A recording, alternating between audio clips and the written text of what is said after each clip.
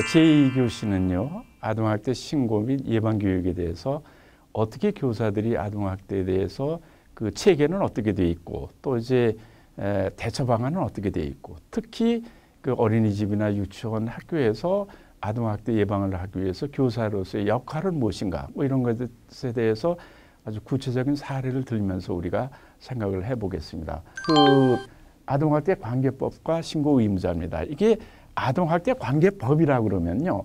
우선 그 아동복지법 우리나라는 이제 아동학대 관계법이라는 여러 가지가 있는데 그냥 선생님들이 아실 거는 아동복지법이라는 게 있구나. 이것은 아동복지법은 2000년도 7월에 그 발효된 그런 법인데 그러니까 1961년도에 사실은 이제 처음으로 우리나라의 아동복지법이 만들어졌는데 그때는 아동학대에 대한 규정이 없었습니다. 그랬다가 2000년도에 처음으로 김모임 장관이 이제 장관이 되면서 우리나라의 아동학대에 관련된 법 조항과 아동 안전 보호에 관한 17개 조항이 아동복지법 전면 개정을 하면서 그 2000년도에 이제 규정이 됐어요. 그게 17개 조항입니다.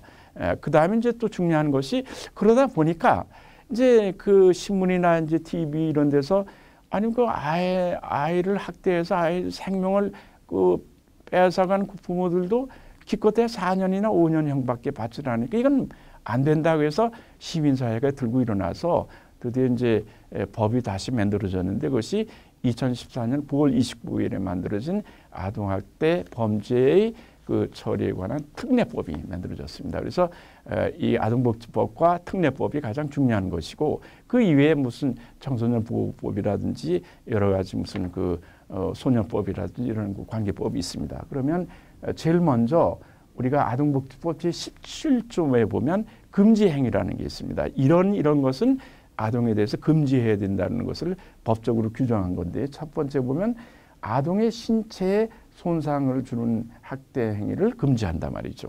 아동을 뭐 구타하거나 아동을 뭐 상처를 주거나 이런 것들. 그다음에 두 번째는 아동의 정신 건강 및 발달에 해를 끼치는 정서적 학대 행위를 금지한다는 것이죠.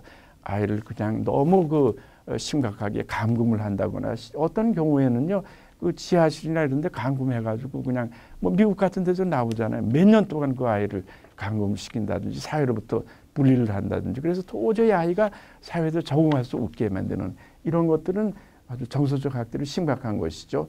그 다음에 이제 주로 많은 것인데 이 부모들이 당연히 자기의 그 보호와 감독을 받아야 할 그 자녀들에 대해서 음식을 제공한다든지 따뜻한 사랑으로 격려를 해야 된다든지 또 이 어린이가 정말 제대로 방향대로 자라고 있는가에 대한 어떤 그 관리 감독을 해야 되는데 이런 모든 것을 뭐 음식을 주지 않거나 그 다음에 관리 감독을 안 하거나 교육을 소홀히 하는 이 모든 행위를 우리는 법적으로 이제 금지하고 있습니다. 이게 다시 말해 이것들이 다 아동학대라는 것이죠.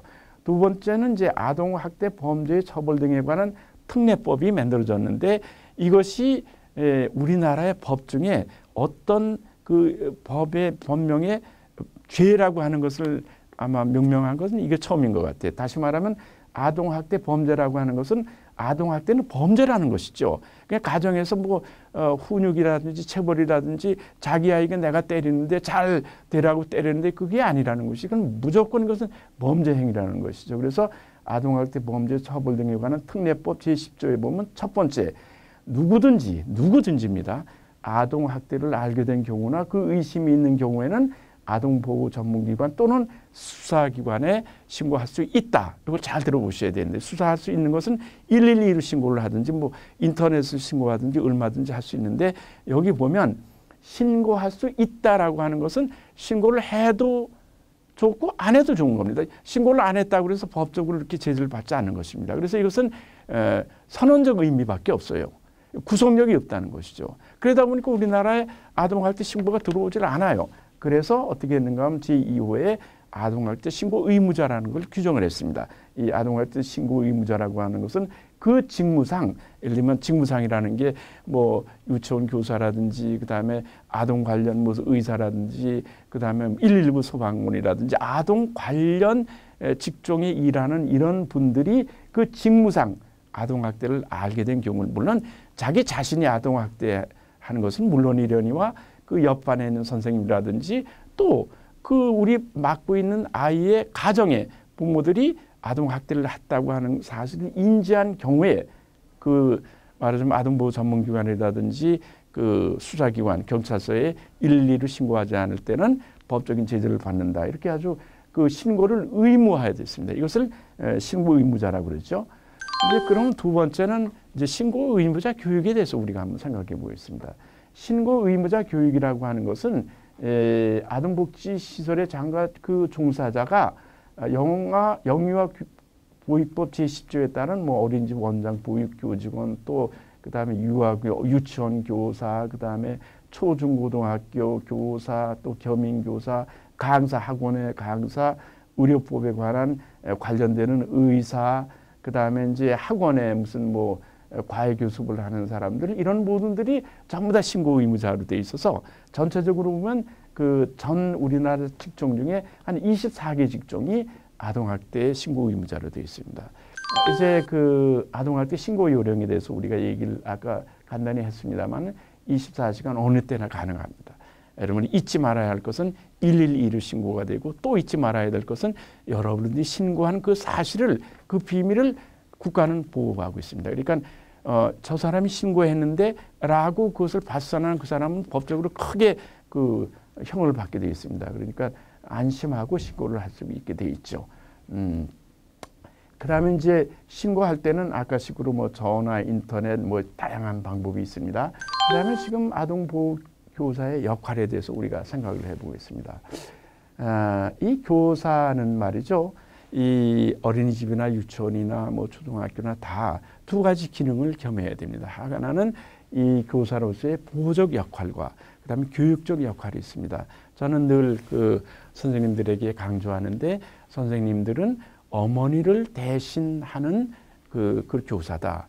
요즘 우리나라에 보면 특히 어린이집은 아주 일찍 그 부모들이 어린이집을 맡기고 밤늦게 어린이를 데려가기 때문에 이 어린이의 경우에는 그 어린이를 맡은 어린이집의 교사가 1차 어머니가 된다고 그래요. 그래서 첫째 어머니라고 그럽니다. 더 많은 시간을 갖기 때문에. 다시 말하면 그 유치원이나 어린이집의 선생님들은 어머니를 대신해서 아이를 보호하는, 그런 가슴으로 보호하는 그런 보호적 역할이 있어야 되고, 물론 아동들의 인지 뭐 여러 가지 발달을 위한 교육적 그런 역할을 해서 이 둘이 조화를 이루어야 되겠죠.